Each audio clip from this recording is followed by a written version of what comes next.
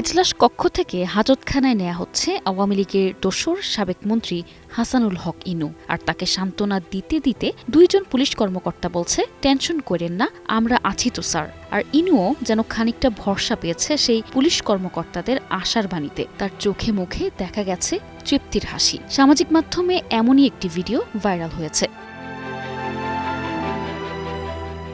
ক্ষমতায় থাকাকালীন স্বৈরতান্ত্রিক কায়দায় শেখ হাসিনার সাথে কাঁধে কাঁধ মিলিয়ে দেশকে লুটে খেয়েছিলেন হাসানুল হক ইনু। সমানতালে ক্ষমতার অপব্যবহার করে গেছেন তারা। এদিকে সাবেক মন্ত্রী ও জাতীয় সমাজতান্ত্রিক দলের সভাপতি হাসানুল হক ইনুকে আদালতে নেয়ার সময় টেনশন না করতে বলা দুই পুলিশ সদস্যকে আন্তর্জাতিক অপরাধ ট্রাইব্যুনালের নিরাপত্তা দায়িত্ব থেকে প্রত্যাহার করা হয়েছে। পাশাপাশি তাদের বিরুদ্ধে বিভাগীয় ব্যবস্থা নিতে ঢাকা মেট্রোপলিটন পুলিশ ডিএমপি কমিশনারকে চিঠি দিয়েছে ট্রাইব্যুনাল। বুধবার আন্তর্জাতিক অপরাধ ট্রাইব্যুনালের ডেপুটি রেজিস্ট্রার মাহমুদুল হাসানের স্বাক্ষরিত চিঠিতে এ তথ্য জানানো হয়।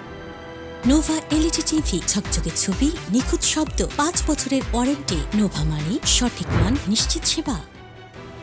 জানা যায় 29 এপ্রিল মানবতা বিরোধী অপরাধের মামলার আসামি হাসানুল হক ইনুকে এজলাস থেকে হাজতখানায় আনা নেওয়ার সময় দুই কনস্টেবল শৃঙ্খলা বহির্ভূত কথাবার্তা বলেন। ধারণকৃত ভিডিও ফুটেজে তাদের এ আচরণ দৃশ্যমান হয়, যা ট্রাইব্যুনালের নিরাপত্তা ও বিচারিক কার্যক্রমে বিঘ্ন সৃষ্টি করতে পারে বলে উল্লেখ করা হয়েছে। সামাজিক মাধ্যমে ছড়িয়ে পড়া ভিডিওতে দেখা যায় ইনুকে এজলাস কক্ষ থেকে হাজতখানায় নেয়ার সময় দুই পুলিশ কর্মকর্তা তাকে বলেন টেনশন না করতে, তারা সাথে আছে। এই ঘটনায় ট্রাইব্যুনাল তাদের তাৎক্ষণিকভাবে নিরাপত্তা দায়িত্ব থেকে প্রত্যাহার করে এবং শৃঙ্খলা ভঙ্গের অভিযোগে বিভাগীয় ব্যবস্থা নেয়ার উদ্যোগ নেয়।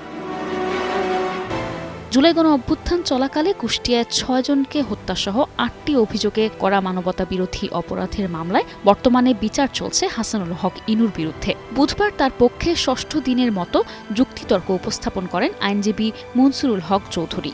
মামলার পরবর্তী শুনানির জন্য আগামী 4 মে দিন ধার্য করেছেন আন্তর্জাতিক অপরাধ ট্রাইব্যুনাল 2। News desk, 21 television.